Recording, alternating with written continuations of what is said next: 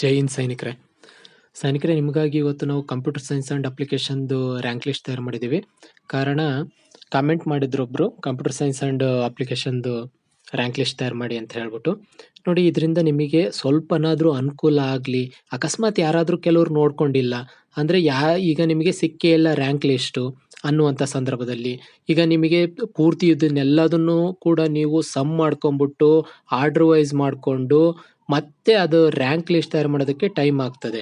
ಹಾಗಾಗಿ ನಾವು ನಿಮಗೆ ತಯಾರು ಮಾಡಿದ್ದೇವೆ. ಅಕಸ್ಮಾತ್ ನಿಮಗೆ ಆಲ್ರೆಡಿ ಸಿಕ್ಕಿತ್ತು ಅಂತಂದರೆ ಏನು ತೊಂದರೆ ಏನಿಲ್ಲ. ಈಗ ಇವ್ರಿಗೋಸ್ಕರ ಅಂತ ಹೇಳಿ ಒಬ್ರು ಕಾಮೆಂಟ್ ಮಾಡಿದ್ರಲ್ವಾ, ಮೋಸ್ಟ್ಲಿ ಸಿಕ್ಕಿಲ್ಲ ಅಂತ ಹೇಳ್ಬಿಟ್ಟು ನಾವು ಮಾಡಿರ್ತಕ್ಕಂಥದ್ದು. ಮತ್ತೆ ನೋಡಿ, ಈ ಒಂದು ಏನು ಕೆಸೆಟ್ 2024ರಲ್ಲಿ ನಿಮ್ಮದು ಸಬ್ಜೆಕ್ಟ್ ನಡೀತೋ, ಪ್ರತಿಯೊಂದು ಏನು ಕೆಸೆಟ್ 2024 ಎಕ್ಸಾಮ್ ನಡೆದಿದೆಯೋ ಅದೆಲ್ಲದಕ್ಕೂ ಕೂಡ ಏನು ಮಾಡ್ತಾರೆ ಅಂತಂದರೆ, UGCಯ ನಿಯಮಾವಳಿ ಪ್ರಕಾರ 6% ಕ್ರೈಟೀರಿಯಾದಲ್ಲಿ ಸೆಲೆಕ್ಷನ್ ಆಗ್ತಾ ಹೋಗ್ತದೆ.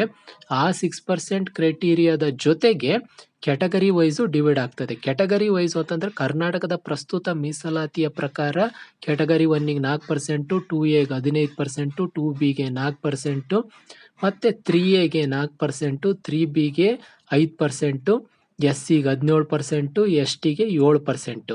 ಈ ಥರ ಮೀಸಲಾತಿ ಇದೆ. ಇನ್ನು GMಗೆ ನಾರ್ಮಲ್ ಆಗಿ ಅದು ಸಾಮಾನ್ಯ ಅಭ್ಯರ್ಥಿ ಆಗಿರೋದ್ರಿಂದ 44% ಆಗುತ್ತೆ ಅವ್ರದ್ದು. ಅಂದರೆ ಈಗ OBCಗೆನೆ 56% ರಿಸರ್ವೇಷನ್ ಇದೆ. ಅದು ಬಿಟ್ಟರೆ ಇನ್ನು ಉಳಿದಿರತಕ್ಕಂಥ 44% ಒಳಗೆ GM ಕ್ಯಾಂಡಿಡೇಟ್ಸು ಹೈಯೆಸ್ಟ್ ಸ್ಕೋರ್ ಮಾಡಿದ್ದವರು ಸೆಲೆಕ್ಟ್ ಆಗ್ತಾರೆ. ಈ ಥರ ಎಲ್ಲ ಕ್ರೈಟೀರಿಯಾ ಇರ್ತದೆ. ಮತ್ತು ಜೊತೆಗೆ ಇಲ್ಲಿ ಅವರು ಕ್ಯಾಟಗರಿ ವೈಸು ಲೀಸ್ಟ್ ಬಿಟ್ಟಿಲ್ಲ. ಕ್ಯಾಟಗರಿ ವೈಸು ಲೀಸ್ಟ್ ಬಿಟ್ಟಿಲ್ಲದೆ ಇರ್ತಕ್ಕಂತಹ ಸಂದರ್ಭದಲ್ಲಿ ನಾವು ಕ್ಯಾಟಗರಿಲಿ ಇಷ್ಟೇ ಸೆಲೆಕ್ಷನ್ ಆಗುತ್ತೆ, ಇಷ್ಟಕ್ಕೆ ಕಟ್ ಆಫ್ ನಿಲ್ಲುತ್ತೆ ಅಂತ ಹೇಳುವಂತಹ ಅದು ಆಗೋದಿಲ್ಲ. ಯಾಕೆ ಅಂತಂದರೆ, ಫಾರ್ ಎಕ್ಸಾಂಪಲ್ಲು ಕ್ಯಾಟಗರಿ 1ನಲ್ಲಿ 4% ಮೀಸಲಾತಿ ಇದೆ ಕರ್ನಾಟಕದ ಪ್ರಸ್ತುತ ಮೀಸಲಾತಿಯ ಪ್ರಕಾರ. ಈಗ 6% ಕ್ರೈಟೀರಿಯಾದಲ್ಲಿರ್ತಕ್ಕಂತಹ ಟೋಟಲ್ ನಂಬರ್ ಆಫ್ ಕ್ಯಾಂಡಿಡೇಟ್ಸ್ನ ತಗೊಂಡು ಮತ್ತೆ ಈ ಕ್ಯಾಟಗರಿ ವೈಸು ಈಗ 4% ಕ್ಯಾಟಗರಿ 1ಗೆ ನಾವು ನೋಡಬೇಕು ಅಂತಂದರೆ, ಇಲ್ಲಿ ಕ್ಯಾಟಗರಿ 1 ಯಾರು ಅಂತ ಹೆಂಗೆ ಗೊತ್ತಾಗುತ್ತೆ? ಅಲ್ಲಿ ಇಷ್ಟೇ ಇಲ್ಲಲ್ವಾ ಕ್ಯಾಟಗರಿ ಪ್ರಕಾರ. ಹಾಗಾಗಿ ಕ್ಯಾಟಗರಿ ವೈಸು ಇಷ್ಟು ನಿಲ್ಲುತ್ತೆ ಅಷ್ಟು ನಿಲ್ಲುತ್ತೆ ಅಂತ ಹೇಳೋದಕ್ಕಾಗೋದಿಲ್ಲ.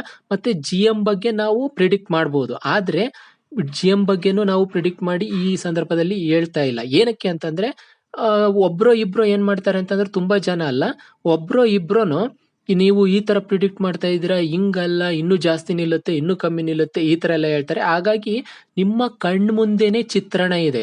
ಆ ಚಿತ್ರಣವನ್ನು ನೀವು ನೋಡಿಕೊಂಡು ನಿಮ್ಮ ಒಂದು ರ್ಯಾಂಕ್ ಲಿಸ್ಟನ್ನು ನೋಡ್ಕೊಂಡ್ಬಿಟ್ಟು ನೀವೇ ಡಿಸೈಡ್ ಮಾಡ್ಕೊಳ್ಳಿ, ಈ ಬಾರಿ ನಂದು ಕೆಸೆಟ್ ಆಗುತ್ತೆ ಆಗಲ್ಲ ಅಂತ. ಅದಕ್ಕೇನೆ ನಾವಿಲ್ಲಿ ಏನು ಮಾಡಿದ್ದೀವಿ ಅಂತಂದರೆ,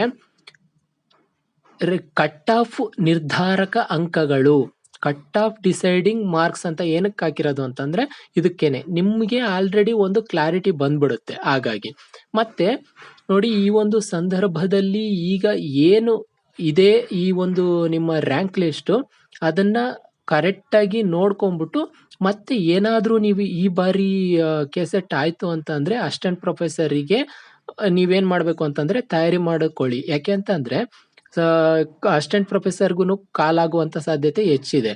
ಈ ಯೂನಿವರ್ಸಿಟಿ ಲೆವೆಲಲ್ಲಾಗಿರ್ಬೋದು, ಏಡೆಡ್ ಕಾಲೇಜಲ್ಲಾಗಿರ್ಬೋದು ಆಗುವಂಥ ಸಾಧ್ಯತೆ ಇದೆ. ಮತ್ತು ನೀವು ಏನು ಮಾಡಬೇಕು ಅಂತಂದರೆ, ಕೆಸೆಟ್ ಆಗಲ್ಲ ಅನ್ನುವಂತಹ ಸಾಧ್ಯತೆ ಇರ್ತಕ್ಕಂಥವ್ರು ನೀವೇನು ಮಾಡಿ ಅಂತಂದರೆ, ಈಗ 2025ಕ್ಕೆ ಮತ್ತೆ ಕೆಸೆಟ್ ಮಾಡ್ತಾರೆ, ಅಲ್ಲಿ ಆದರೂ ನೀವು ಉತ್ತಮ ಅಂಕ ಪಡೆದು ನೀವು ಏನು ಮಾಡಬೇಕು ಅಂತಂದರೆ ಫಲಿತಾಂಶವನ್ನು ನಿಮ್ಮದಾಗಿಸ್ಕೊಳ್ಬೇಕು.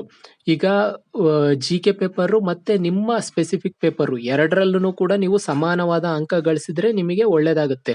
ಒಂದು ಪೇಪರಲ್ಲಿ ಕಮ್ಮಿ, ಒಂದು ಪೇಪರಲ್ಲಿ ಜಾಸ್ತಿ, ಈ ಥರ ಎಲ್ಲ ಮಾಡೋದಕ್ಕೆ ಹೋಗಬೇಡಿ.